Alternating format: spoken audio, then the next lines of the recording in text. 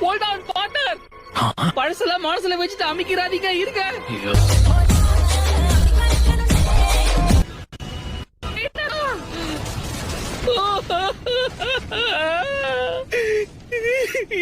என்னதான் ஸ்ட்ரிக்டா இருந்தாலும் நீங்க நல்ல பார்ட்னர் தெரியுமா?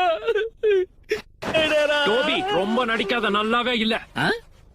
ஏய், நீ இப்பவும் சாவலியா? கெத்தா நடந்துக்கலன்னா உன்னை வெத்தாக்கிடுவாங்க.